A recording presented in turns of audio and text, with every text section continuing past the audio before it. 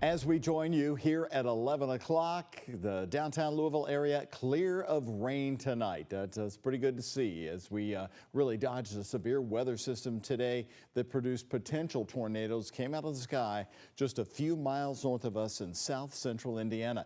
Now our coverage on that for you is coming right up in just a second. But hello everybody and thank you so much for joining us. I'm Doug Proffitt. First, let's get the details about the overnight hours for us and the cold air that's coming back from Chief Meteorologist Mallory Schnell. And Mallory, how did we escape that severe line of storms today? We really got lucky, Doug. Obviously, we had a few scattered storms, some of which did have severe thunderstorm warnings on them about mid-afternoon in the Louisville metro area, but they carried just a hail threat. They did not carry that tornado threat because all the storms were a little too elevated for that. The greatest amount of shear did stay off to our north, which was expected in Indiana, and most of the storms today really rode the wave of the warm front. The storms we had during the afternoon ate away any kind of instability or storm fuel that was left over. Now, much of Indiana, especially central Indiana, continuing to get hit by showers and thunderstorms. Nothing severe at this time. A few of these skirting around Jackson and Jennings counties this evening. And down to the south, we are tracking also more showers, a few rumbles of thunder as well, but nothing severe at this time. We are expecting these showers and storms to form a broken line before a front swings through and pushes everything off to the southeast tonight. You can see that here in the hour-by-hour futurecast. So watching this cluster of showers and thunderstorms that seem to stay sub-severe. And then all this is out of here by 2 or 3 o'clock in the morning with much quieter, cooler, and breezy conditions on tap for your Friday. We'll talk much more about the rest of your 7-day forecast coming up in just a bit. All right, better day there tomorrow. Thank you so much, Mallory. But tonight there is suspected tornado damage in Bloomington, Indiana, and there's damage to buildings right near the main IU campus. But like a true miracle, that campus was not hit and is all good tonight. Some of the tornadoes that eventually moved over Bloomington were caught earlier on camera. She's trying. She's trying to come out of the sky, he said, that man driving to get out of there. And then check out this video, the massive tornado swirling before nightfall near this gas station there in the background. This is also just west of Bloomington in Sullivan County, Indiana. Now, we know so many of you have Kentuckiana connections to Indiana University in Bloomington. I talked to police on that campus tonight. But first, take a look at this Earth Cam video showing the intense lightning and the tropical rain. This camera focused right on the IU campus as the tornado warning was over Bloomington and the main campus. At the moment, IU is full with students. They are not yet on spring break. Tornado sirens were going off tonight.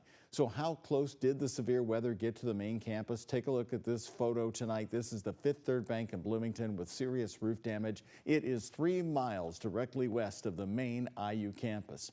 Officer Hannah Cornett, the public information officer for IU's police department, told me in an interview at 9 o'clock tonight that the campus is in really good shape with no power outages. It was on the ground pretty near Bloomington at one point. Yeah, so our tornado sirens were going off on campus in the area of Bloomington. Thankfully, our campus was not directly hit with our tornado. We really only have a couple trees down and no reported injuries at this time. In their residence halls, they have designated locations to shelter in place. Same for our Greek houses and organizations, but always, lowest level of the building, out of sight of windows is the recommendation that we give to our community. Also tonight, huge amounts of hail fell all around Bloomington. In this scene, you can see a large cooler there on the left-hand side of the screen on the back deck surrounded by hail all over the patio. Plus, take a look at Erin Moulton with this incredible hail. She is north of Bloomington holding so much of that marble-sized hail right in the palm of her hands.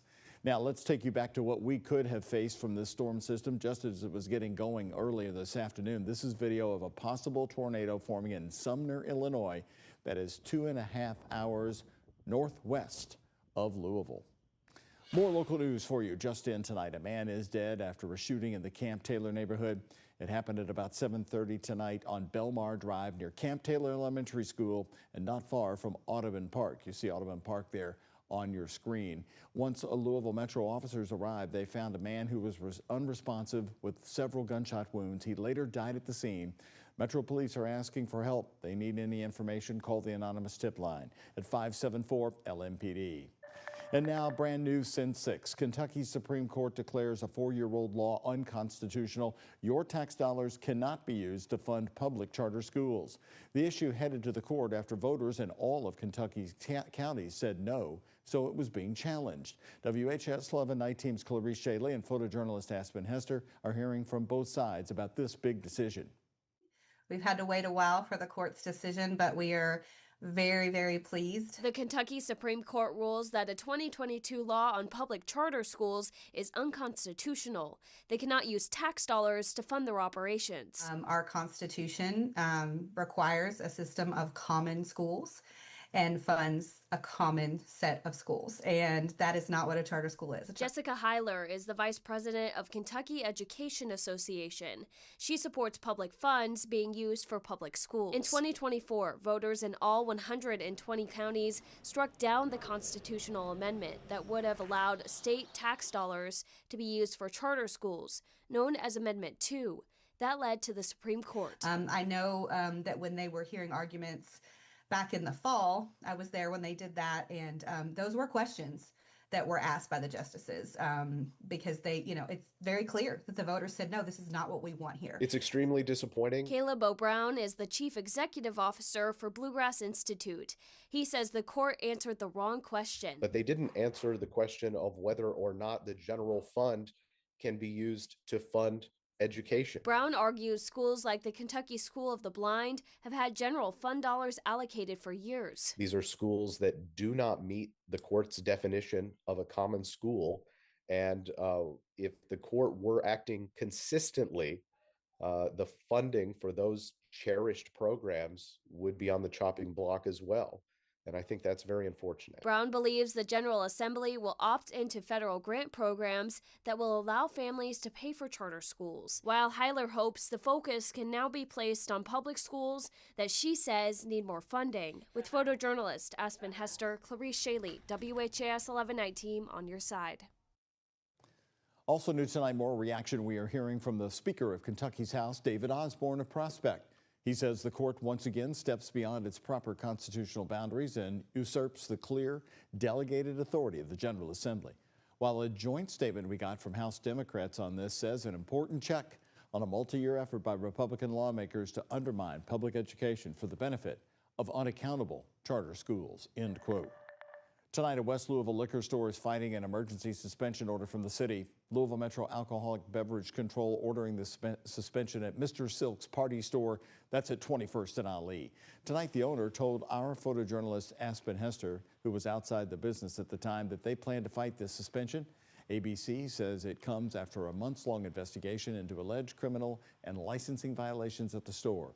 ABC saying the violations include open consumption of alcohol, despite the business not being licensed for that kind of activity. If President Trump wants to talk about health care for the midterms, bring it on. Democrats are going to win a whole lot of elections. Now that's Kentucky Governor Andy Beshear just this afternoon talking with CNN's Pamela Brown of Kentucky, telling President Donald Trump to bring it on. President Donald Trump is preparing to make health care a central focus of the midterms with his newly proposed Great Health Care Plan. Democrats are warning voters about potential affordability and access concerns. Meantime, Brown also asked Beshear if he was going to run for president, and his response was a bit different. But where is your heart right now as it stands today running for president? Well, when I walked off the stage in my re-elect in 2023, I looked at my wife and I said, that's the last race we'll ever run. I don't know that that's true as we're here today. I will not leave a broken country to my kids or to anyone else's. They deserve the same stability of the United States that we had growing up. I don't know if that's true as I sit here today. Well, Brown is the daughter of the late Kentucky Governor John Y. Brown Jr. and Phyllis George Brown.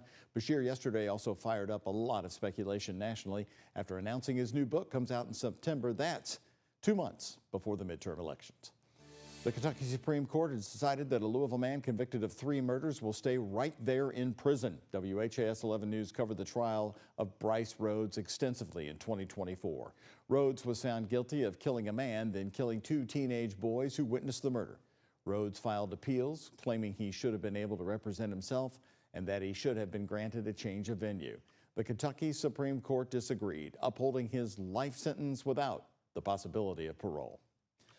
After 2 weeks, the case of the Harvest Homecoming murder trial could be going to the jury tomorrow on Friday. Closing arguments are set to begin tomorrow morning at 8:30 after the defense rests its case earlier this afternoon. Isaiah Page stands accused of killing Bryce Gerlach.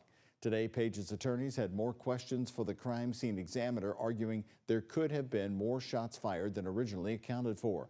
One of the witnesses, New Albany police officer William Morris, told the courtroom that a confidential source named a possible fourth shooter the night of the shooting.